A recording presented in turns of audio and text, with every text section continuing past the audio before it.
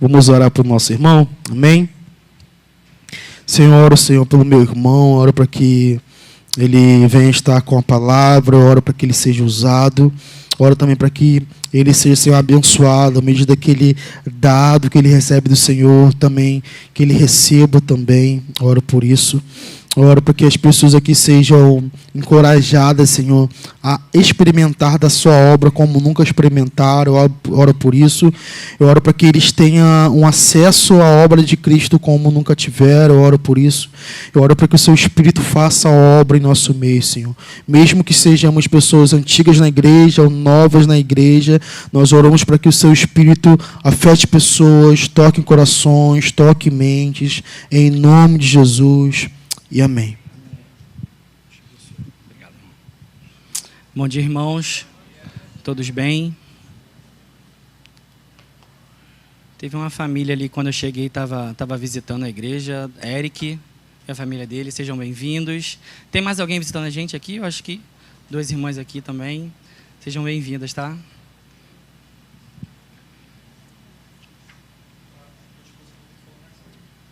Mais alto. Abre a Bíblia de vocês, por favor, em Romanos. A gente vai ler alguns trechos desse livro, dessa carta.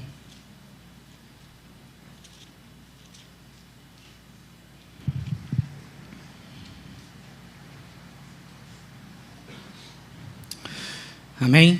Nós estamos numa série de mensagens baseado no livro O Evangelho para a Vida Real. Nós estamos já na 9ª palavra, se eu não me engano, dessa série. E o tema de hoje é a nossa posição correta com Deus. A nossa posição correta diante de Deus. Amém? E logo no início do capítulo, o autor do livro, ele faz uma citação muito interessante. Como um pecador pode ter um relacionamento correto com um Deus infinitamente santo e justo. Eu vou repetir. Como um pecador pode ter um relacionamento correto com um Deus infinitamente santo e justo. Então, nos próximos minutos, nós vamos responder essa pergunta, que é uma pergunta central do Evangelho. Aliás, o tema de hoje, a gente vai falar sobre a justificação. Ela é uma doutrina base do Evangelho, e ela é uma doutrina muito importante, principalmente para os protestantes, e a gente vai entender um pouco hoje sobre isso. Amém? Então, na introdução dessa palavra, eu queria falar um pouquinho sobre a Reforma Protestante. Eu não sei quem é que vai lembrar aí lá do seu ensino médio, que você estudou, ou provavelmente, né, na igreja também, você estudou um pouco sobre isso. A Reforma Protestante, ela aconteceu no início da Idade Moderna. Martinho Lutero, que era um católico alemão, um monge católico alemão, ele fixou 95 teses na Igreja Católica do Castelo de Wittenberg. E por que ele fez isso? Era uma denúncia contra a venda de indulgências. E o que viriam a ser essas indulgências? Era a venda do perdão dos pecados e a salvação. O que a Igreja Católica estava fazendo naquele momento era a venda do perdão dos pecados e da salvação. E você vai lembrar, na Reforma Protestante existem 5 solas, que a gente conhece como as 5 solas. Sola é uma palavra do latim que significa somente. Somente a fé, somente a Escritura, somente Cristo, somente a graça, glória somente a Deus. 5 solas. Somente a fé, somente a Escritura, somente Cristo, somente a graça, glória somente a Deus. Por que eu estou falando sobre a Reforma Protestante? A justificação pela fé foi um tema, talvez o tema principal da Reforma Protestante. Os teólogos aqui podem me corrigir se eu estiver enganado, mas todas as vezes que no meu estudo eu pesquisei sobre isso, a justificação pela fé, ela foi o tema central da Reforma Protestante. Então, diversos autores, né, vão falar que essa doutrina ela é a base para uma igreja ficar em pé ou ela cair. A justificação pela fé, e é sobre isso que a gente vai discorrer um pouquinho hoje. O Wayne Grudem vai dizer que a questão fundamental na Reforma Protestante foi a disputa com a Igreja Católica sobre a justificação. Essa é uma doutrina muito importante, principalmente para nós. Amém? Com essa introdução, eu pedi a vocês para abrir o livro de Romanos, e eu queria fazer só um panorama muito curto sobre a carta de Romanos, porque diante dessa série que a gente está tratando sobre o Evangelho, a carta de Romanos, principalmente, ela é uma carta muito singular. Ela é muito importante.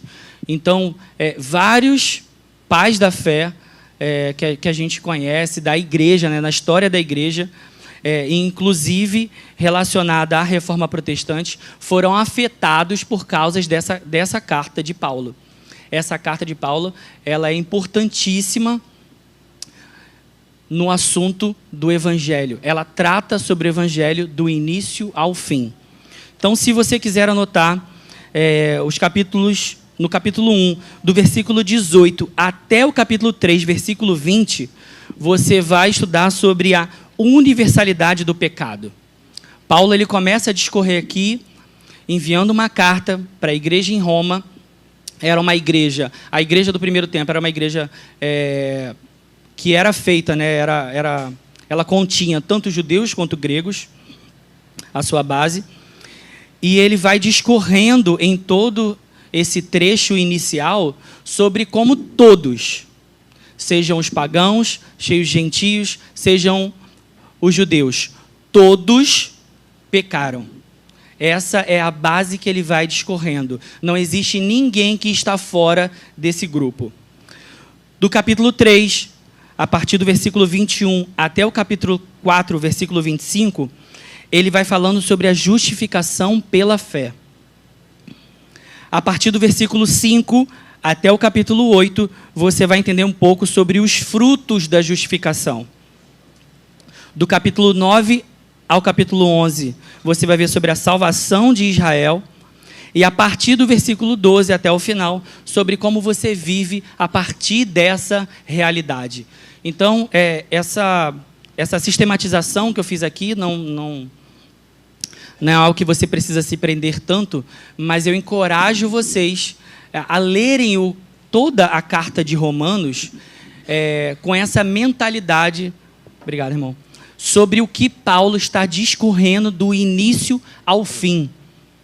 Nós estamos estudando, né, desde o início desse ano, na nossa escola bíblica, e a gente tratou, acho que foi no primeiro período, né, sobre como a gente lê as cartas, e a gente entende que as cartas elas são situacionais, né?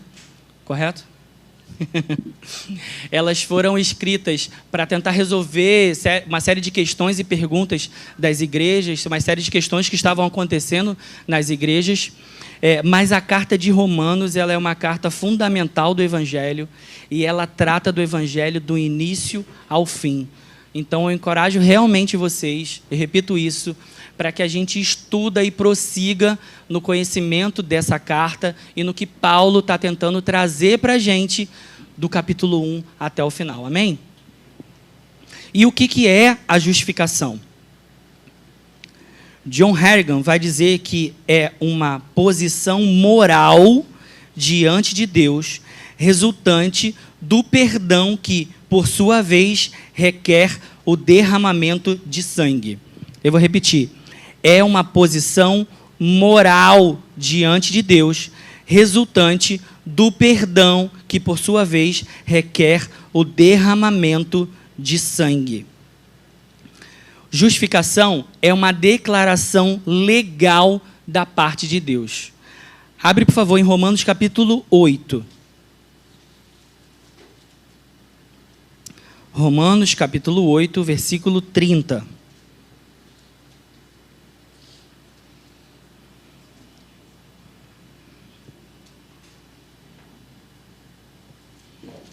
A minha versão Almeida 21, ela diz assim: e os que predestinou, a eles também chamou. E os que chamou, a eles também justificou. E os que justificou, a eles também glorificou. E os que predestinou, a eles também chamou. E os que chamou, a eles também justificou. E os que justificou, a eles também glorificou. Estamos vendo aqui Paulo tentando fazer um resumo do que seria essa regeneração, essa conversão humana. Ela é como se ela fosse fatiada em vários pedaços, tá? Eu estou falando, sistematizando isso só para nível da gente tentar entender, tá bom? Deus, ele predestinou as pessoas, depois ele chamou essas pessoas, ele justifica essas pessoas e ele glorifica essas pessoas. É todo um processo que ocorre. E hoje a gente está tratando só sobre a justificação. Agora volta um pouquinho para o capítulo 3, a partir do versículo 21.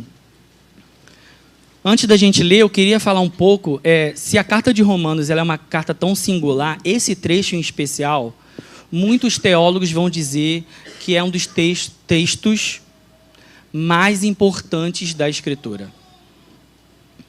E eu me lembro aqui,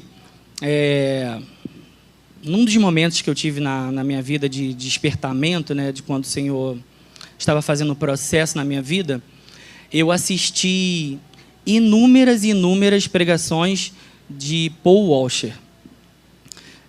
Se você procurar no YouTube as pregações dele, ele é conhecido como um pastor que ele prega só uma única mensagem, né? E ele prega exatamente sobre esse trecho. Tem um livro muito pequenininho, muito valioso, chamado O Verdadeiro Evangelho. Eu recomendo muito que vocês leiam esse livro. Esse livro não custa nem R$20. É R$14, R$15 esse livro. Às vezes está na promoção. Às vezes alguém libera o e-book de graça na internet, você vai encontrar. Tem para Kindle. E eu estava relendo essa semana, enquanto eu estava lendo o trecho aqui de Romanos, capítulo 3, e eu lembrei do quanto eu fui afetado por causa da pregação da palavra de Deus através da vida do Paul Washer sobre esse capítulo em especial. E é interessante que, assim, eu encontrava pregações dele da época de 90, 2000, isso eu estou falando de 8, 10 anos atrás. E era interessante quanto... Cara, eu vi dezenas e dezenas de mensagens dele no YouTube. Está tudo legendado lá. E ele sempre prega sobre isso. Ele sempre prega em cima desse trecho. É interessante o quanto ele não prega sobre outra coisa. Ele é conhecido em relação a isso. Mas outros teólogos também muito importantes na história da igreja vão dizer que esse é um trecho muito especial, talvez o mais importante das Escrituras. Amém? A partir do versículo 21, capítulo 3 de Romanos, diz assim: mas agora a justiça de Deus se manifestou sem a lei, atestada pela lei e pelos profetas. Isto é, a justiça de Deus por meio da fé em Cristo Jesus, para todos os que creem, pois não há distinção. Porque todos pecaram e estão destituídos da glória de Deus, sendo justificados gratuitamente pela sua graça, por meio da redenção que há em Cristo Jesus, a quem Deus ofereceu como sacrifício propiciatório por meio da fé, pelo seu sangue, para demonstração da sua justiça. Na sua paciência, Deus deixou de punir os pecados anteriormente cometidos, para demonstração da sua justiça no tempo presente, para que ele seja justo e também justificador daquele que tem fé em Jesus.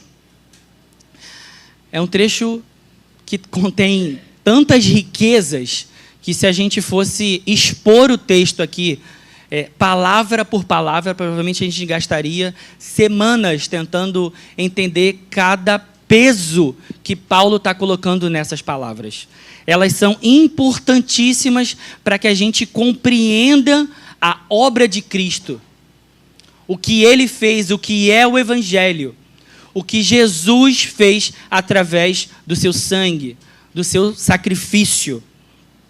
E Paulo ele vai repetir alguns trechos, como querendo que os seus ouvintes prestassem atenção naquilo que ele está falando. Ele não tem problema em ficar repetindo vez após vez algum trecho para que as pessoas compreendam de fato e deem importância àquilo que ele está falando. A justificação, ela é uma declaração legal. Muitas pessoas vão dizer que ele é um termo forense. Ele é relacionado aos procedimentos legais. É o nosso estado jurídico diante de Deus. Ele não se confunde com a regeneração e a santificação. John Murray vai dizer que ainda é a questão sobre a qual a igreja se firma ou cai. O que Paulo está falando nesse trecho do capítulo 3 de Romanos, do 21 ao 26, é fundamental para a nossa compreensão do Evangelho.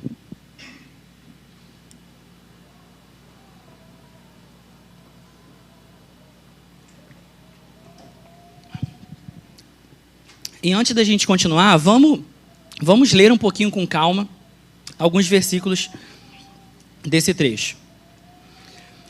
Paulo está discorrendo aqui, desde o capítulo 1. Volta, por favor. Versículo 18 do capítulo 1.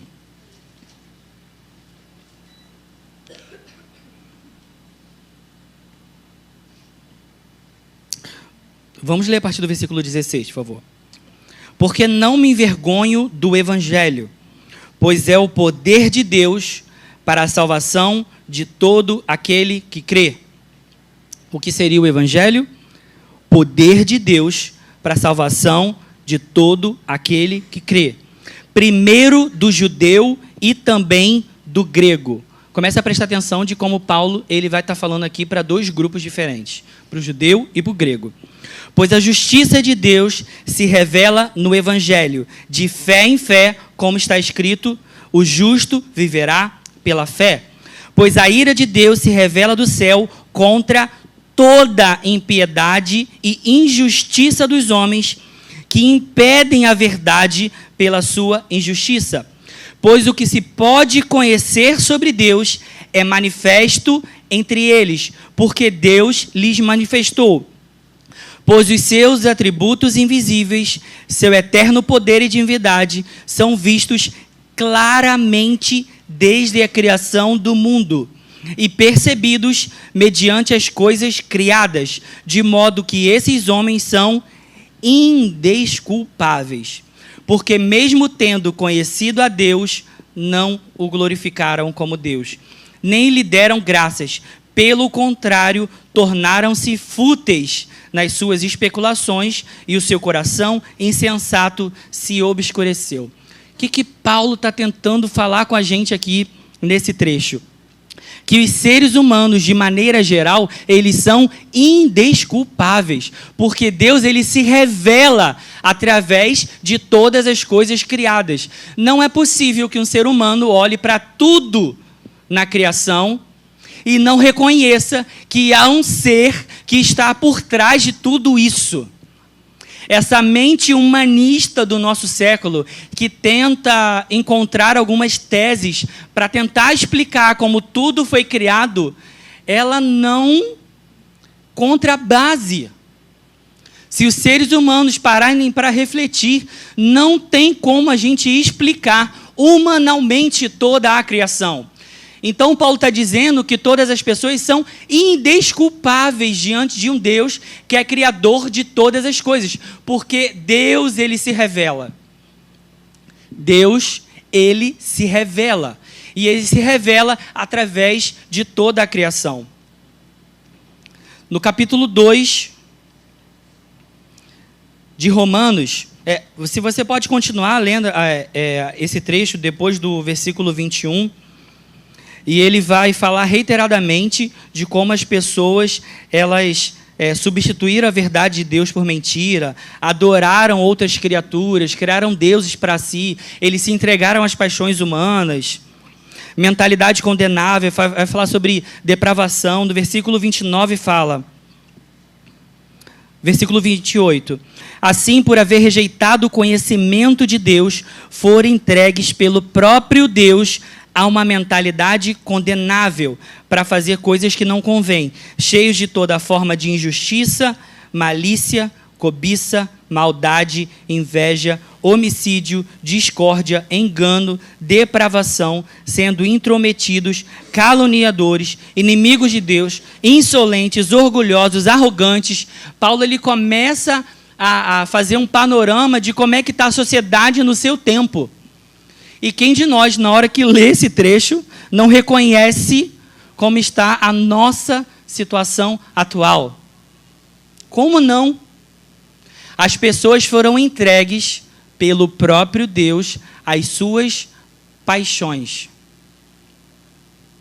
Foram entregues àquilo que elas mais desejavam.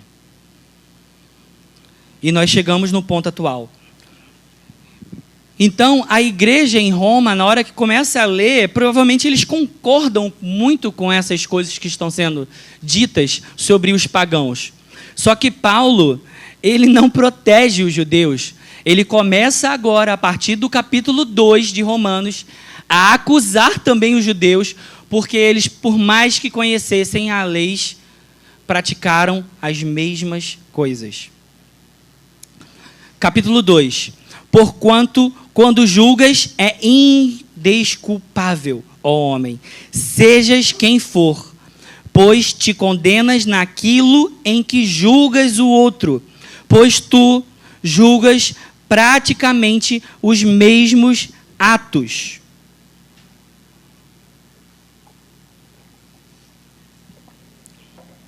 Versículo 3.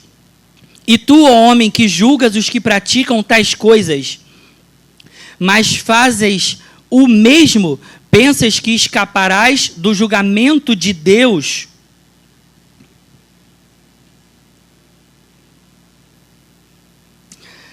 Versículo 12. Porque todos os que sem lei pecaram, sem lei também perecerão. E todos os que sob a lei pecaram, pela lei serão julgados. Pois, diante de Deus, não são justos os que somente ouvem a lei, mas os que a praticam. Estes serão justificados. Versículo 28. Porque judeu não é quem o exteriormente, nem circunciso quem é o apenas no exterior, na carne. Mas judeu é quem é no interior, e circuncisão é do coração, realizada pelo Espírito, não pela letra, cujo louvor não provém dos homens, mas de Deus. E a partir do versículo 3, ele vai falando cada vez mais diretamente sobre o judeu. E no versículo 9, ele une todas as pessoas. E então, somos superiores a eles? De modo nenhum, pois já demonstramos que tanto os judeus como gregos estão todos debaixo do pecado. Como está escrito, não há justo, nenhum sequer. Não há quem entenda, não há quem busque a Deus. Todos se desviaram, juntos se tornaram inúteis. Não há quem faça o bem, nenhum sequer. Percebe como Paulo, desde o capítulo 1, ele vai falando com a igreja de Roma, unindo tanto os gentios quanto os judeus, dizendo sobre a universalidade do pecado. O que eu quero dizer com isso? Todos pecaram. Não existe ninguém que é indesculpável. Não há um ser humano que pode se justificar diante de um Deus totalmente justo e santo. Não há ninguém. Amém? Que bom.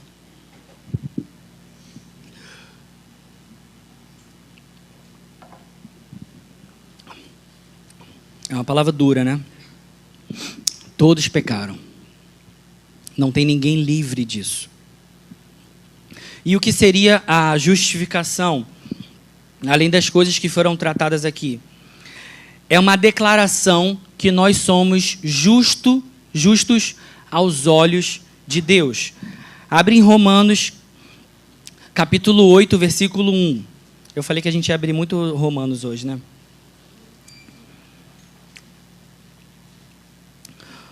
Portanto, agora já não há condenação alguma para os que estão em Cristo Jesus. Portanto, agora já não há condenação alguma para os que estão em Cristo Jesus. Volta agora, capítulo 4, versículo 3.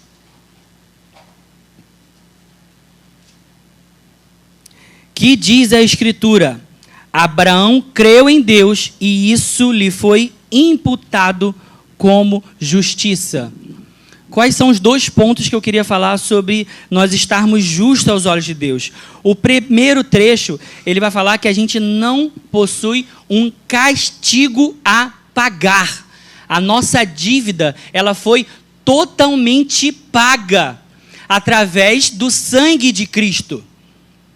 No momento em que o sacrifício de Jesus foi consumado naquela cruz, a dívida que nós contraímos desde a eternidade, não, desde a criação,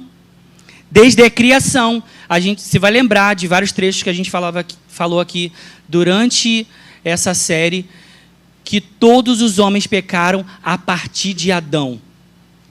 Você foi concebido em pecado.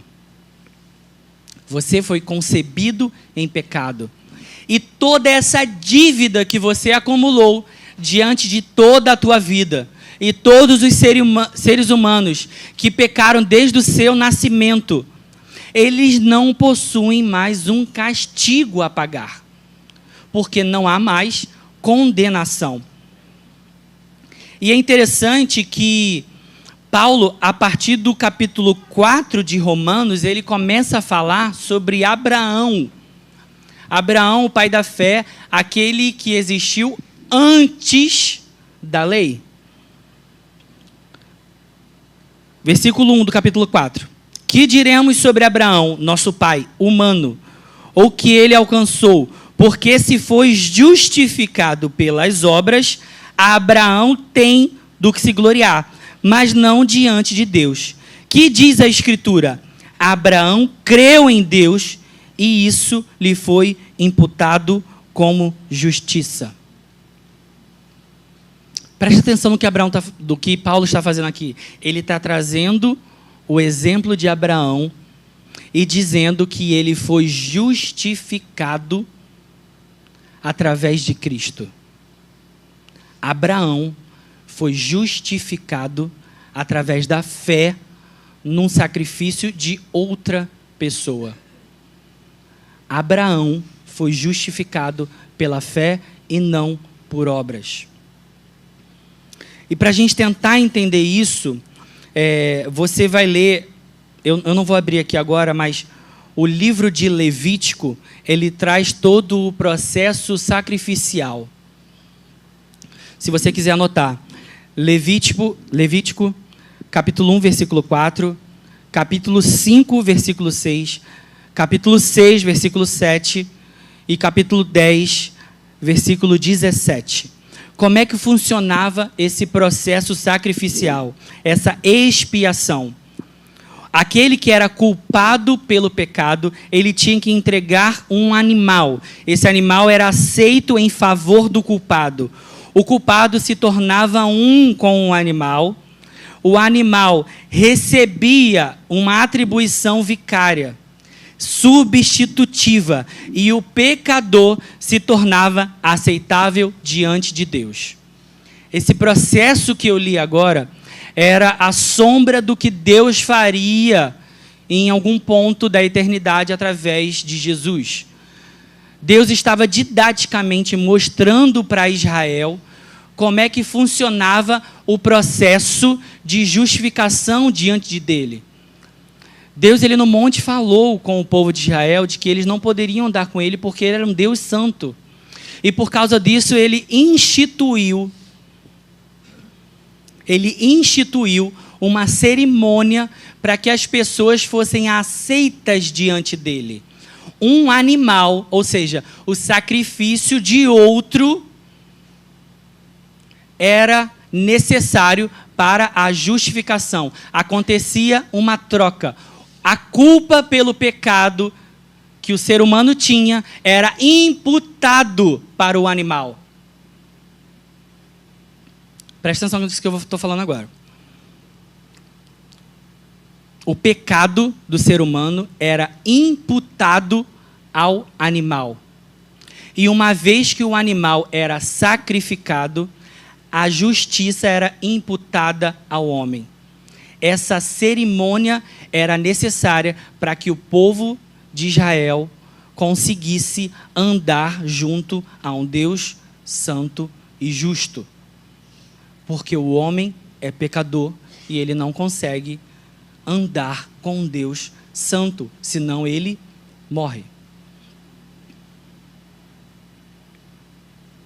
Não há como a gente andar diante de um Deus justo e santo sem sacrifício. Um sacrifício é necessário. Um sacrifício é necessário. É necessário derramamento de sangue. E todo o livro de Levítico vai falar sobre isso. Deus ele começa a instituir ao povo de Israel uma série de cerimônias explicando exatamente como eles deveriam fazer para andar com ele e serem chamados o seu povo. Amém? Agora abre em Romanos capítulo 5. Com esse processo de sacrifício e expiação em mente, vamos ler a partir do versículo 12. Portanto, assim como o pecado entrou no mundo por um só homem, e pelo pecado a morte, assim também a morte passou a todos os homens, pois todos pecaram. Porque antes da lei, o pecado já estava no mundo, mas quando não há lei, o pecado não é levado em conta. No entanto, a morte reinou de Adão até Moisés, mesmo sobre aqueles que não pecaram, à semelhança da transgressão de Adão, que é figura daquele que havia de vir. Mas a dádiva gratuita não é como o caso da transgressão, porque se pela transgressão de um muitos morreram, muito mais a graça de Deus e a dádiva pela graça de um só homem, Jesus Cristo, transbordou para muitos. Também a dádiva não é como o caso da transgressão, que veio por meio de um só, que pecou, pois o juízo veio de uma só transgressão para a condenação. Mas a dádiva gratuita veio de muitas transgressões para a justificação.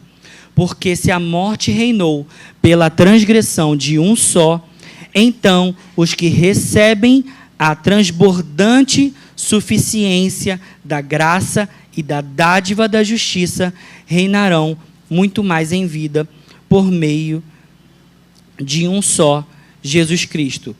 Portanto, assim como por uma só transgressão veio o julgamento sobre todos os homens para a condenação, assim também por um só ato de justiça veio a graça sobre todos os homens para a justificação que produz vida.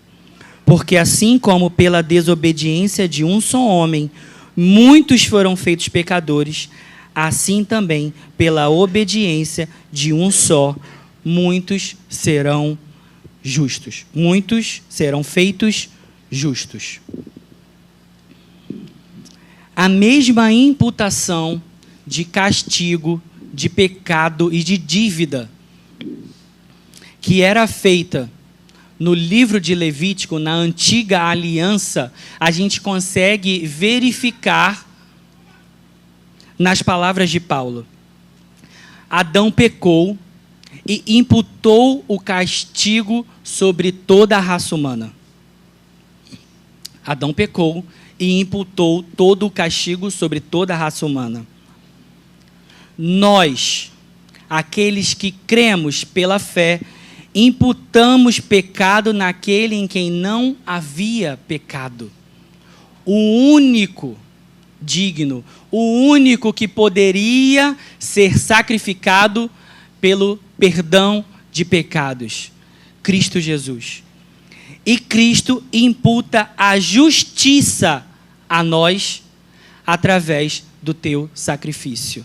Aquele que tinha justiça, aquele que era justo diante de Deus, imputa a nós justiça. Então a justificação, ela não é só o fato de que foi removido o castigo que havia sobre você. Porque se fosse removido somente o castigo, a culpa pelo pecado, ainda assim você não seria uma pessoa justa diante de Deus. Mas além do pecado que foi debitado da tua dívida, aquilo que foi pago, Jesus pagou, Ele creditou uma justiça que somente Ele poderia fazer na tua vida. Então não é que você não possui mais dívida e simplesmente você está zerado na tua conta. Existe uma justiça infinita na sua conta bancária. Infinita. Por causa do sacrifício de Jesus. Aquele que não se poupou, creditou justiça para você, para que você voltasse a ter relacionamento de novo com o Pai. Amém? Esse é o processo da justificação. Nós não temos mais dívida diante do Pai. Todo sacrifício necessário foi pago. Feche os seus olhos, que essas palavras penetrem o teu coração. Que você reconheça que tudo aquilo que você fez desde o seu nascimento, toda a tua culpa, todo o teu castigo, todo o teu pecado, todas as coisas ilícitas que você faz, todos os seus pensamentos, tudo isso, Jesus levou sobre aquela cruz. E Ele pagou toda a dívida. Jesus pagou toda a dívida. Não existe mais dívida sobre você. Porque aquele que foi achado digno, o único que poderia, Ele pagou toda a dívida. Isso é belo. Isso é o Evangelho. Você, através de obras, não poderia se justificar diante de um Deus santo. Não havia nada que você pudesse fazer. Não era sacrifício de animais que Deus queria. Nada pode te justificar diante de Deus. Mas além disso, foi creditado em você uma justiça que era pertencente a outro. Jesus Cristo creditou em você, imputou em você uma justiça para que você voltasse a ter relacionamento com o Pai. Você pode agradecer sobre isso?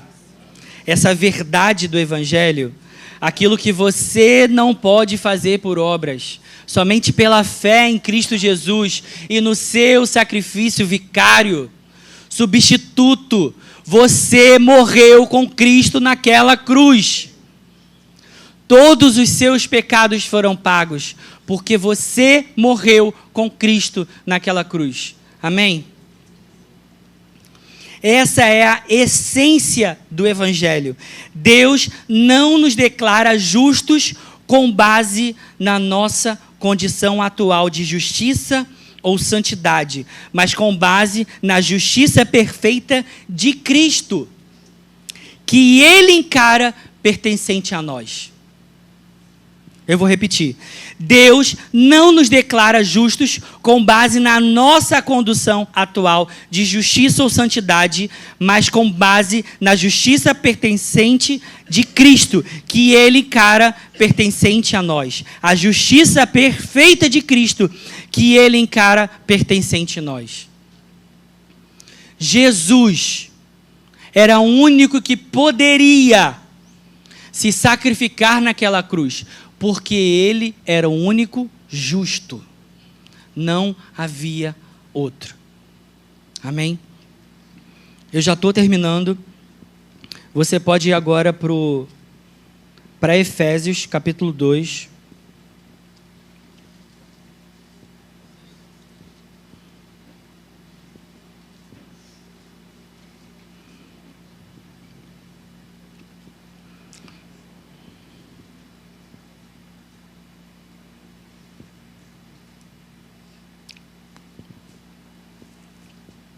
Vamos ler a partir do versículo 8.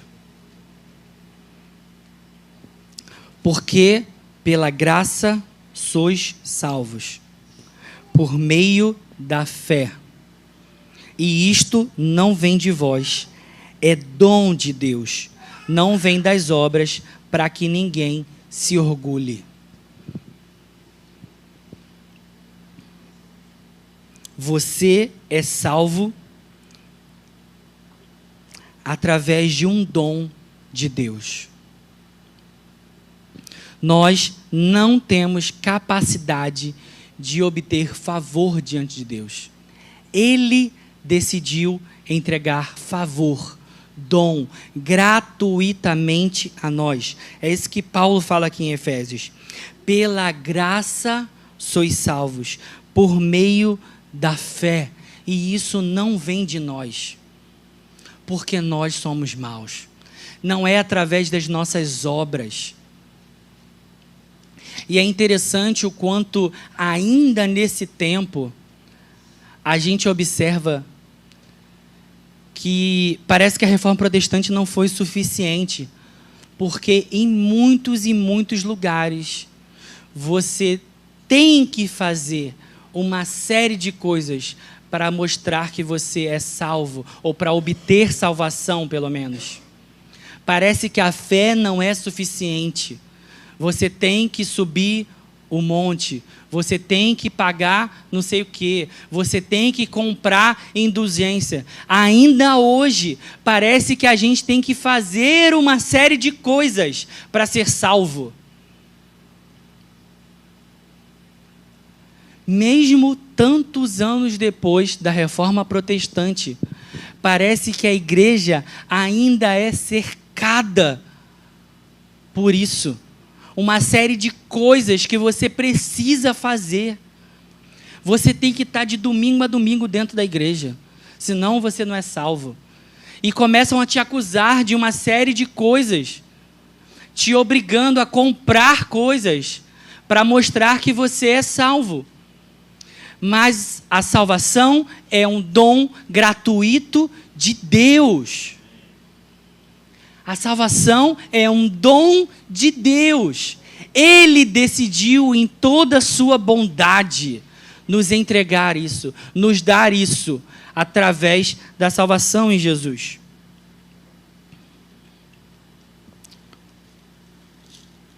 Outro livro tão importante quanto, quando a gente está falando sobre a justificação pela fé, é a carta de Gálatas.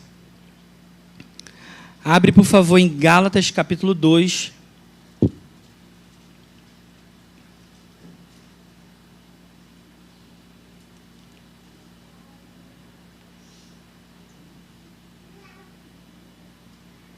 Versículo 16.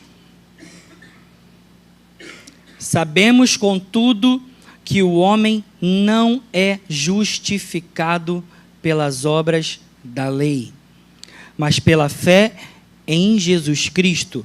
Nós também temos crido em Cristo Jesus para sermos justificados pela fé em Cristo e não pelas obras da lei, pois ninguém será justificado pelas obras da lei. Capítulo 3, versículo 11 de Gálatas.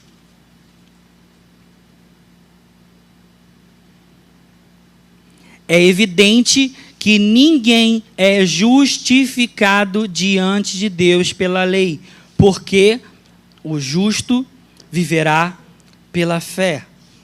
Último trecho. Gálatas capítulo 5, versículo 4. Vós que vos justificais pela lei, estáis separados de Cristo, caístes da graça. Nós dependemos totalmente de Cristo. Nós somos salvos e justificados diante de um Deus justo e santo através da justificação, que é um dom de Deus, e através da fé. Amém? Você pode fechar os seus olhos?